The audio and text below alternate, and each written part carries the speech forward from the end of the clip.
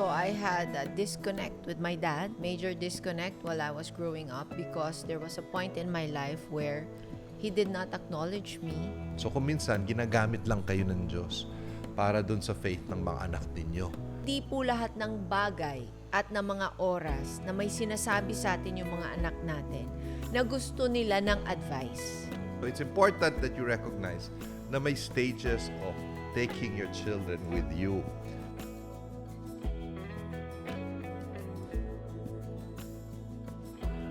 Welcome to Marriage is a Marathon. The podcast. Ako po si Anthony Pangilinan.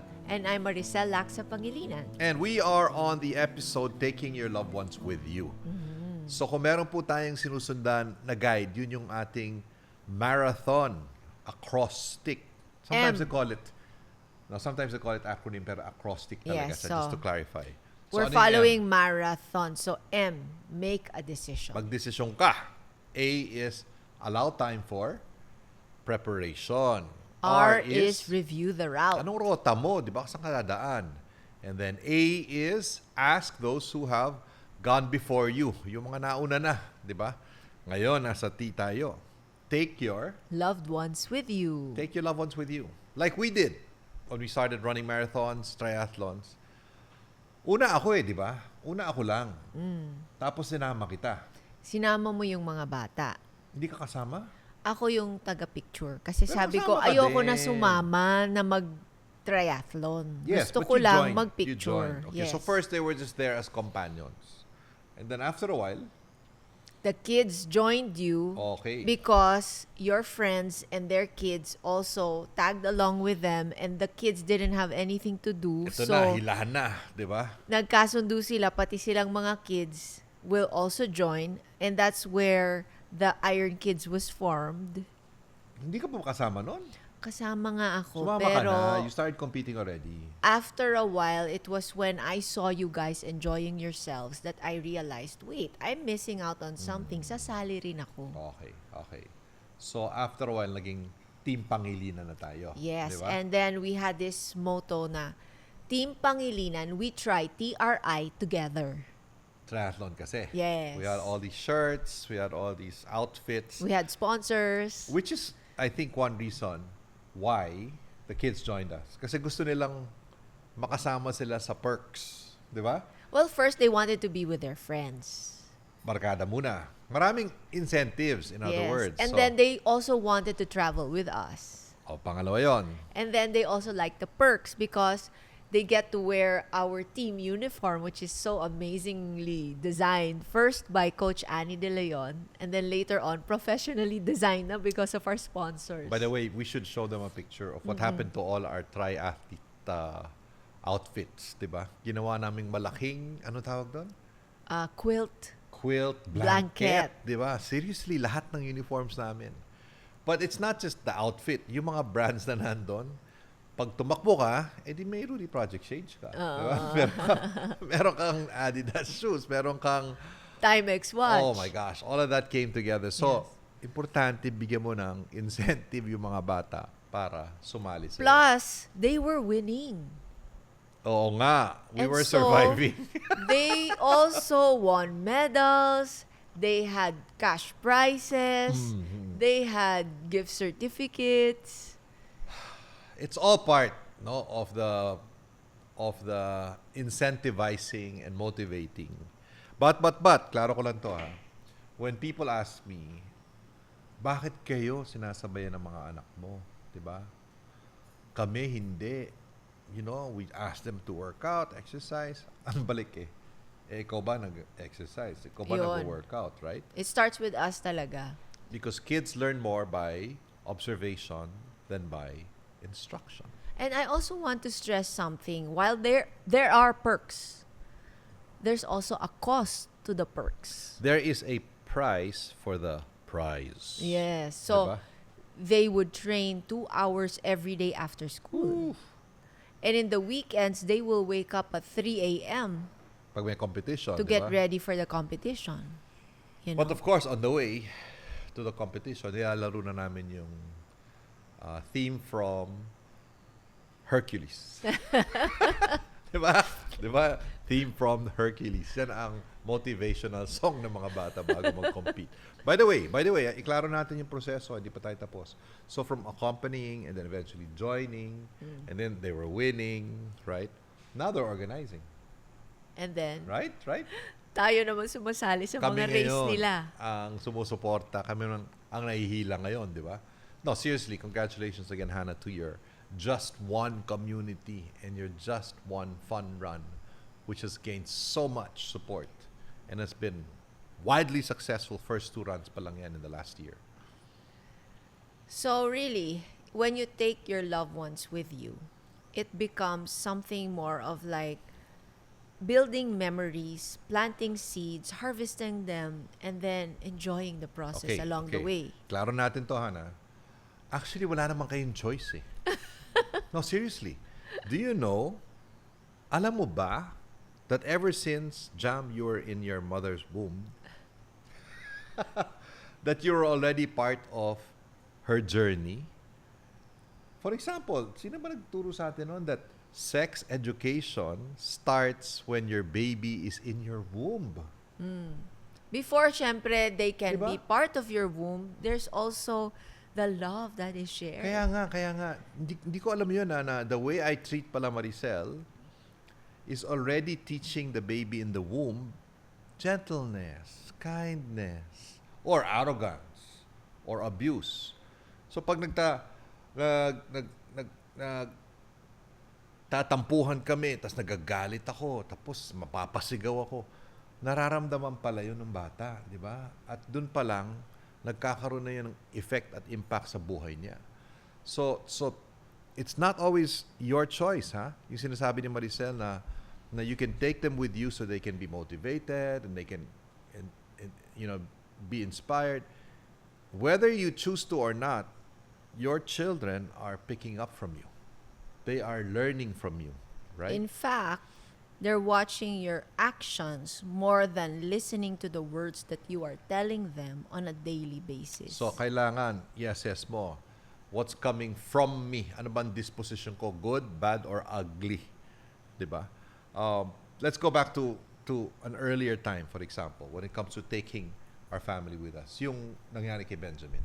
You might want to share that experience. So Benjamin was diagnosed with hypoplastic coarctation of his heart when he was 3 years old. Parati ko nakakalimutan yun. Hypoplastic coarctation of the heart. Okay. Yes.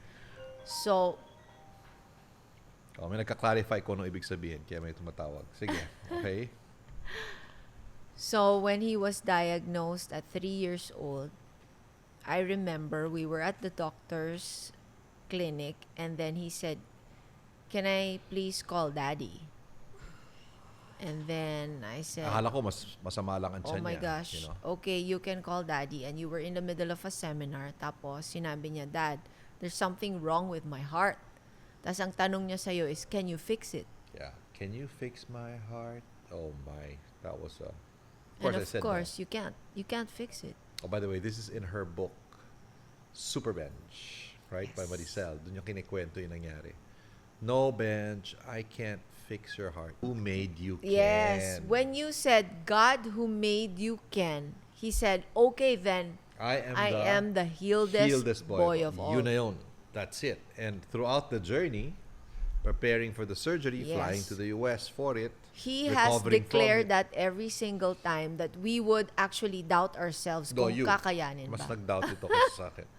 No, it's hard for a mother like me na to see my son who's so energetic and strong tapos biglang sasabihin na my heart ailment needing open heart surgery.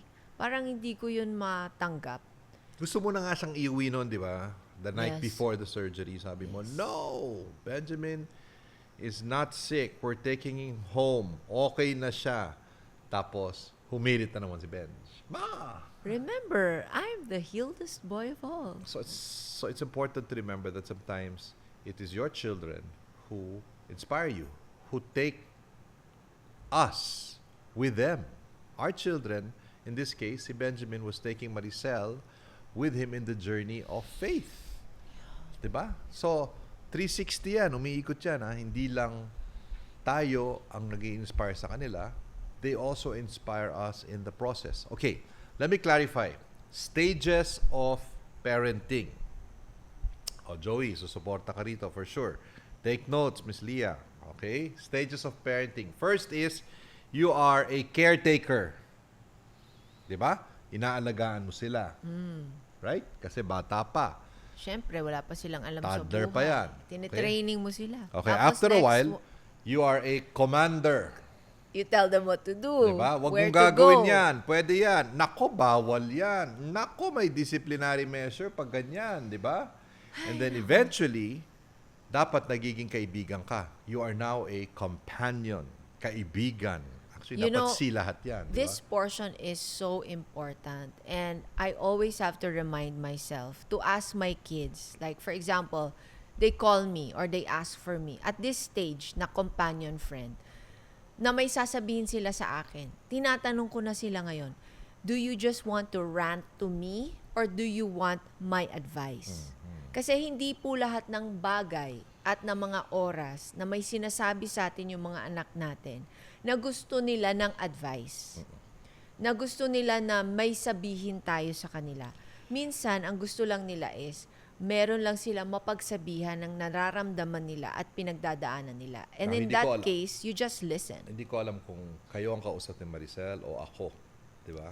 Kasi alam mo naman to, consultant trainer. Trainer. So, ito ang Motivational speaker. Ito ang next stage. Yeah. Hindi pa kayo dyan, di ba? Ito na yung coach consultant stage, Yes. di ba?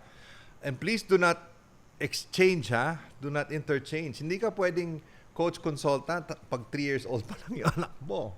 Hindi pwede. Hindi Kailangan pwede. commander ka Commander. nun. So you have to make sure you go through each stage. You know what? Instead of like commander, I also like coach.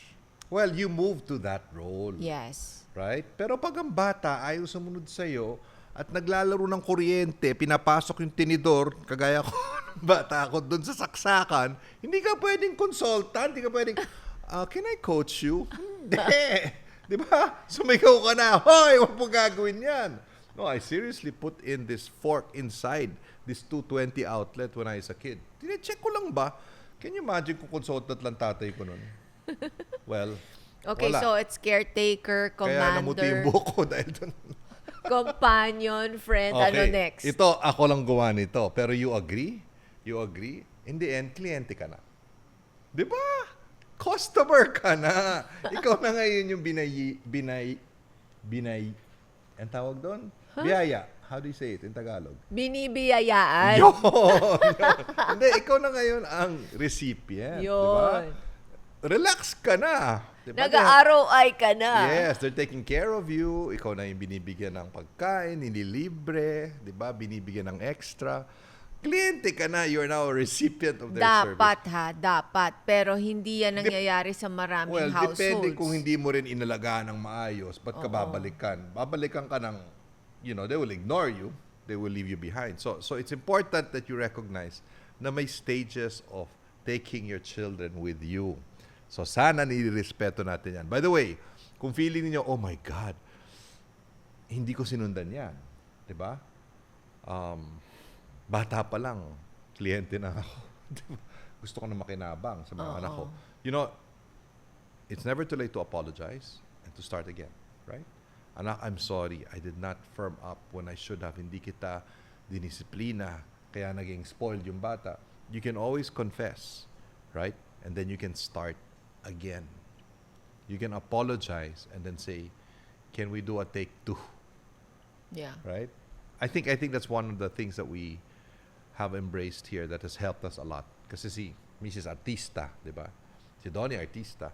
So meron kaming take 2. At minsan 3. Minsan 4. Right? Which means can we start again? So, embrace that. Embrace that idea that you can start again. God's mercies are new every morning. So in Diba? taking our loved ones with us, we have to make sure as parents, we show the way. And then later on, as we show the way to our kids, later on, they will embrace those values that we have shown them, hopefully positive values that they can also carry on in their lives, and something that they will give back to us as a form of thanks.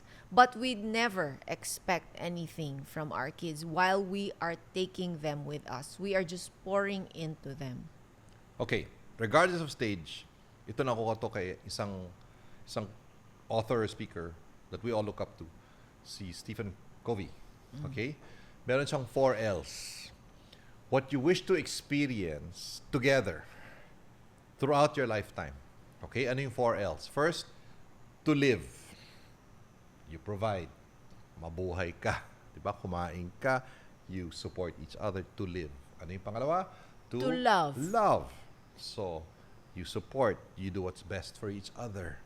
You look at the interest of your children and you give them love. Tapos, You learn. you learn. So, naghatid ka ng bata kanina dahil high school na siya. So, hopefully, the children can see that you are a learner too. Right? You continue to upgrade. Yung tinatawag nilang upskill. You level up. And then finally, what you pass on, you Leave a legacy. leave a legacy. So, whatever stage, however age, you have to think of those 4 things. Am I helping my children to live, to love, to learn? And am I also leaving a legacy? Now, minsan nagkakaroon ng disconnection when you take your loved ones with you. And sometimes you actually disconnect and say, no, I cannot take you now in this stage of my life. Yung nangyari sa'yo with your dad, Yes, so I had a disconnect with my dad. Major Disconnect while I was growing up because there was a point in my life where he did not acknowledge me, and that really scarred me, so that when I got married, Anthony wanted to have a relationship with my dad, but I didn't want to have one.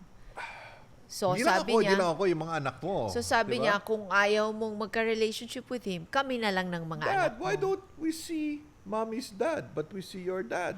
O, tapos sinabi ko ka Maricel yun. O, di, bring them to my dad, sabi niya. O, di dinala ko sa Kayo tatay na lang niya. magpunta. And then they would come home with stories, with gifts, with wonderful, Tapos after a while, nainggit ka na. diba? experiences together. Tapos sabi ko, parang gusto ko rin nun. Which eventually opened the door for me and my dad to have a chance to reconcile. So, do you have issues with your dad? Do you have Or issues with your your mom? mom? Baka naman dapat ikaw ang mag-initiate, di ba? Ang tanong, di ba, who will die first? Ibig sabihin, who will sacrifice first? Who will humble himself or herself first? Is it a time of humbling for you to reach out to somebody who's been disconnected with you or from you? Yeah. So there will be moments of disconnection. Hindi pwedeng parating connected with loved ones. There are times you need space. And it's true, ha? Kung minsan, yung growth nangyayari not in the presence of the loved one, but in the absence of the loved one. Diba? Minsan doon nangyayari. Yun lang ang comment ko dyan is, sana wag natin masyadong patagalin na mag-reach out. Kasi while we are apart from someone, the space is supposed to allow us to think and reflect. Pero wag naman natin bigyan masyado yung sarili natin ng masyadong maraming panahon. Maraming regret eh. Oh Oo. my God, I should have reached out bago Yeah, siya kasi you never nagkasakit, know what will bago happen siya talaga namatay. Pero, ito, klaro rin to ha, kung nag-reach out ka naman ng ilang beses na, Oo. at ayaw talaga namang sobrang toxic yung tao sa buhay mo, sa pamilya mo. Excuse me ha, but may mga tao na history, hindi destiny. Naks. No, seriously, di ba? I really believe we also need to have boundaries. Can we read? Can we read from the book? Okay. Yung, I think it's on page. Okay, we have to go back to our Can you open manual. it to that Okay. page? So, may mga tao talaga na will be involved in your life but only for a certain period in your life. Di ba, Lia? May mga ganon, di ba? Tama? So, marami application dito sa aming team eh. So, dito yung last paragraph natin. So, listen up. From the book, Marriage is a Marathon. Yes. Some will join you in the beginning. Mm-hmm. Some will sustain you halfway through. Still, there will be those who will hold your hand when you are just about ready to quit. And a few will be there to raise your arm in the finish. A limited few will journey with you from start to end. Indeed, not all who start with you are meant to be with your side to the finish. Whew.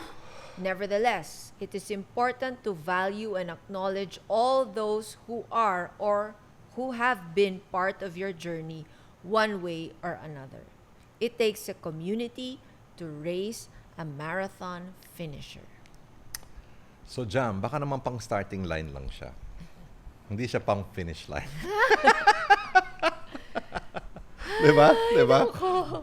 Whatever stage, whatever part of the journey, it's never too late to introduce some routines or some exercises or some activities, diba? Yes. That will bring you closer together. For example, yung ginawa namin ni Maricel, siguro mga 20 years na.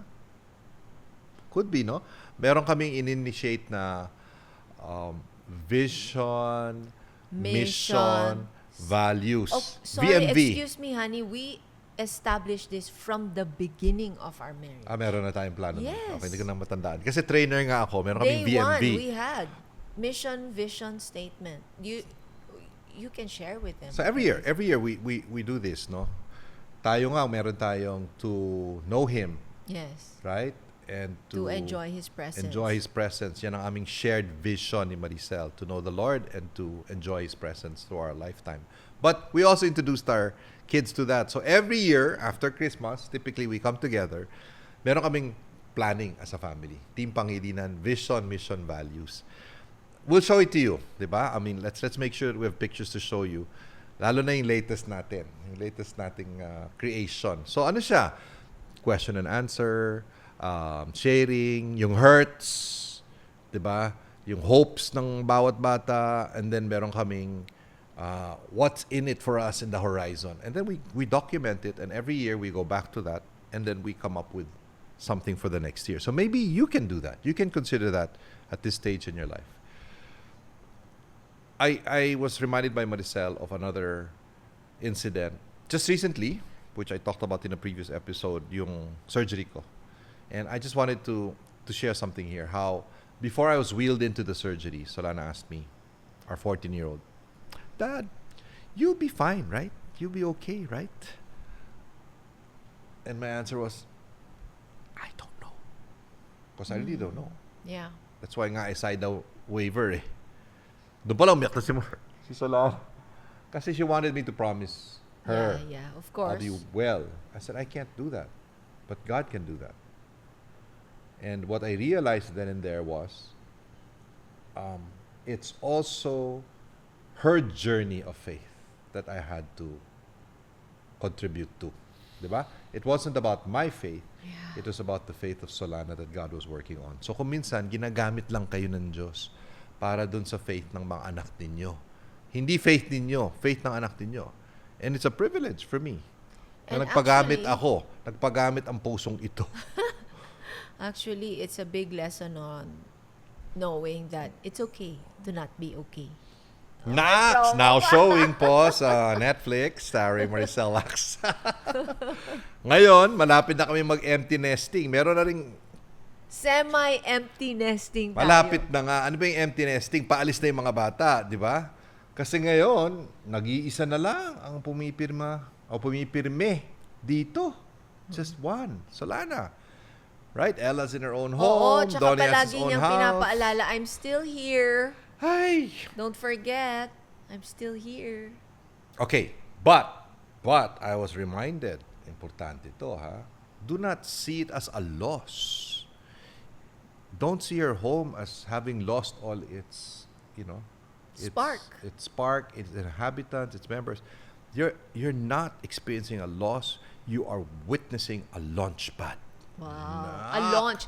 You are not witnessing a loss. But you a are launch. experiencing a launch. Kaya nga siya tinawag na empty nest because the birds are now flying. So Yes, feeling ko ako soaring. si Yes. Elon Musk because this is SpaceX, right? We are a launch pad of future leaders and influencers. Diba? Kaya, relax ka lang. Kasi alam mo mga nilo-launch ni Elon Musk, bumabalik din yan. Emptiness, ito mga ibon yan, babalik din yan pag nawala niya ng uod. Diba? Pag Wala nang makain. which they do. Yeah. They come here, minsan para makitulog, Makikain. makikain. That's why Maricel and I are in this stage now. We're making sure that, okay, make sure it's a welcome place. Ayusin yung mga kwarto para gusto lang bumalik, di ba? Make it a home where people want to go back to. All right. So I have a few questions for them. Okay. So application. Okay? So how can your children, I'm addressing the parents now, or those closest to you, maybe your in-laws, di ba? How can you take them with you at this stage of your journey? Whether it's a marathon or a marriage. Okay, so ito mga options. Halimbawa, number 1, maybe you should ask for and welcome feedback. Isa yun. Yeah, hindi Hindi lang one yung way. ikaw yung nagsasabi kung anong gagawin. Right? Tanungin mo rin sila, am I doing something right or can I improve on something? Or B, A, B, C dito. Ano yung B? B, Take them out on dates. yun. Appointment. Diba? Yan. Things cannot just happen out of the blue. You have to also schedule these times together. Kasi lalo na ngayon, yung malalaki na yung mga anak natin, may sari-sarili na rin silang lakad. At meron ka maririnig sa kanila pag kayong dalawa lang kesa sa yung magkasama kayo buong pamilya. There's certain things you will only hear on an individual date. Okay, number 3 or C, is it time for you to plan your next travel as a family? Right? Your next travel. Maybe you should travel together. Subukan nyo yan kahit mag-share kayo sa budget. Okay. D, Pursue family counseling. nako, importante yan. Well, yeah, we're big fans Woo! of counseling. Diyan, Not magpa-counsel only when ka na. there's something Magpa-counsel ka wrong. na dyan. Magpa-counsel na. Kailangan mo ng therapy. Hindi Diba? lang ito importante kapag may problema ka. Importante ito para makalibrate yung emotions mo and yung well-being mo, lalo na kung okay ka. E, ito yung sinabi natin kanina. Should you run your family vision, mission, values, plans of action session together? Okay. Yes, And you can then, also contact Business Works for that. ito, ginawa namin to. Okay, at one point in our life. Ano yun? Welcome? A foster child. Ginawa niyo na ba yun? Nasubukan niyo na ba yun? We took in a child for the Christmas holidays. So nagkaroon sila ng foster brother ba? Brother for 1 week. And all hell broke loose. It wasn't easy, but it was unforgettable. But maybe a child can be welcomed in your home as a foster child or even as an adopted child. Si Solana nga, gusto mag-adopt ng bagong... Hindi. Pwede ba? Actually, marami Dad, naman I talaga want a tayong... baby girl, sabi ni Solana. Isa pa daw. Honey, marami naman talaga tayong adopted. Oo nga, ito na nga, ito mga to, oh. Oo. Di ba? Ang dami pa nating aso. Di ba? Tsaka pusa. And finally, why don't you write a book? Or maybe produce a film? Or even just a simple reel. Ano ba? Do a reel as a family and see how challenging it is. There are ways to get your family involved, to take your loved ones with you regardless of your age or stage in your marriage or in your marathon. Thank you so much for joining us today. This has been Marriage is a Marathon, the podcast. God bless you. See you in the next episodes. Bye. Thank you for joining us for yet another episode of Marriage is a Marathon, the podcast. Run it one step at a time. Thank you so much, Mango, for our outfits for today. For feedback and suggestions, please comment below. Follow us on our socials, Anthony Pangilinan and Mommy Maricel. See you next podcast. God bless.